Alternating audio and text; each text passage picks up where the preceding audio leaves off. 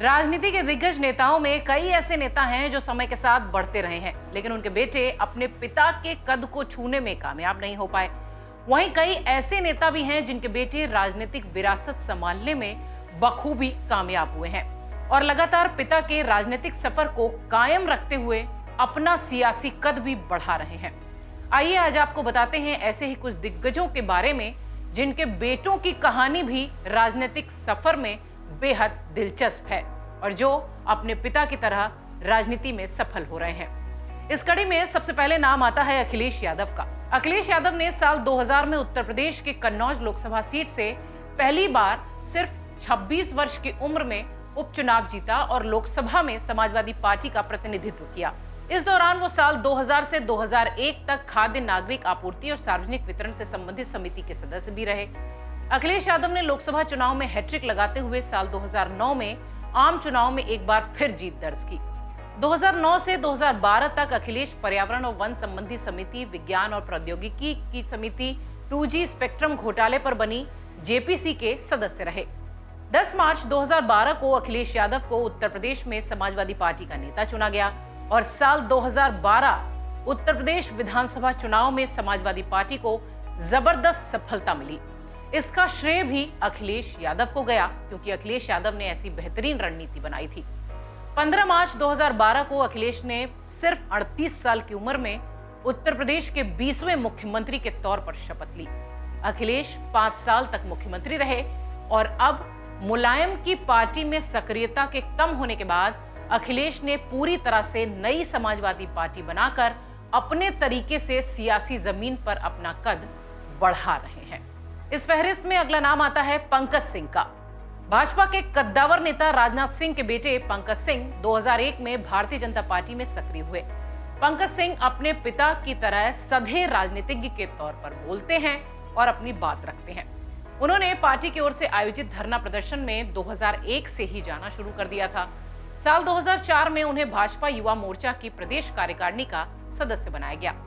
साल 2007 में उन्हें भाजपा युवा मोर्चा का प्रदेश अध्यक्ष बनाया गया, लेकिन ये कहकर पद उन्होंने छोड़ दिया कि वो कुछ और दिन कार्य करना चाहते हैं, वो भी बिना पद के। 2007 में उन्हें प्रदेश भाजपा कार्यकारिणी का सदस्य बनाया गया और विधानसभा चुनाव क्षेत्र चिरई गांव सीट, जो कि वाराणसी में है, वाराणसी से उम्मीदवारी की घोषणा की गई।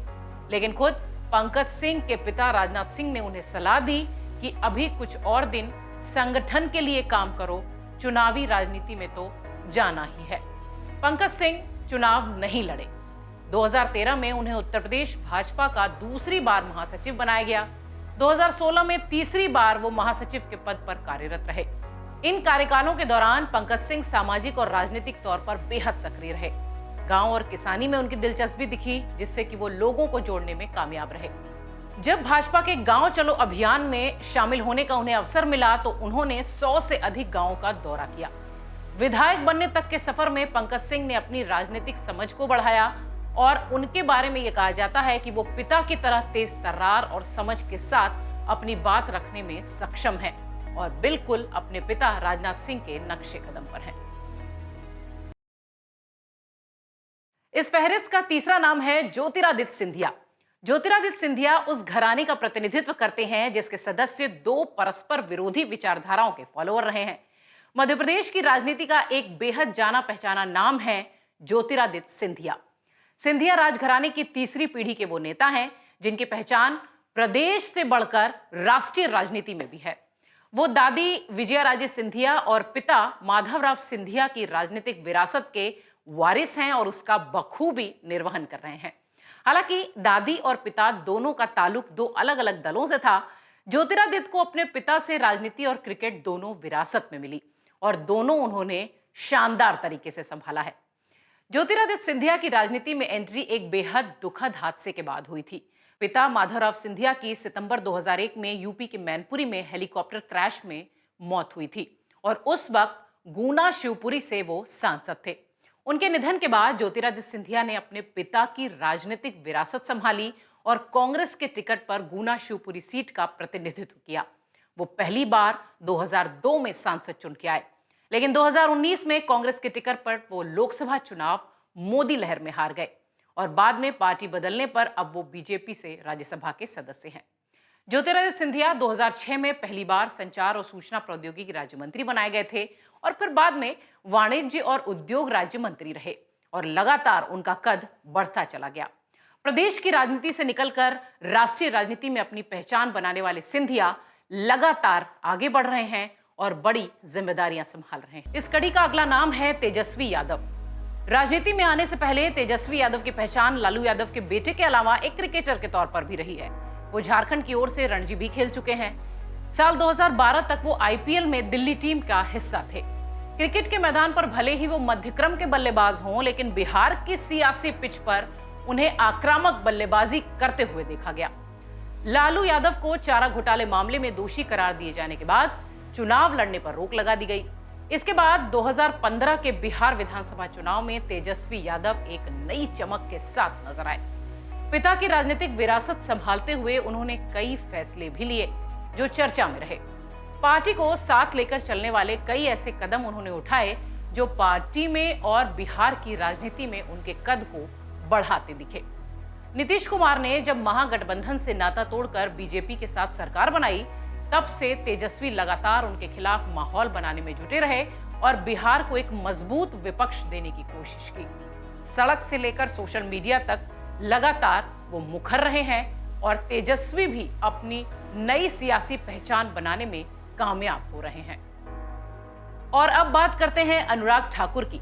हिमाचल प्रदेश के हमीरपुर से भारतीय जनता पार्टी का गढ़ 2019 में लगातार चौथी बार बरकरार रखने वाले बीसीसीआई के पूर्व अध्यक्ष अनुराग ठाकुर का 13 साल का राजनीतिक सफर संघर्ष और धैर्य के साथ बीता। मई 2008 में संसदीय उपचुनाव में 34 साल की उम्र में अनुराग ठाकुर को पहली चुनावी जीत मिली थी। राजनीतिक जानकारों का कहना है कि हर संसदीय चुनाव में हमीरपुर में राज्य की अन्य 3 लोकसभा क्षेत्र यानी शिमला, कांगड़ा और मंडी की तुलना में अधिक आक्रामक प्रचार उनकी तरफ से करते देखा गया। अनुराग ठाकुर के लिए कहा जाता है कि वो तेज रणनीतिकार और युवा आइकन के तौर पर पूरे देश में उभरे हैं। 2019 में ठाकुर एक तेज रणनीतिकार और युवा आइकन के तौर पर सबके सामने आए। 7 साल तक पार्टी के युवा विंग के अध्यक्ष के रूप में उन्होंने सेवा की।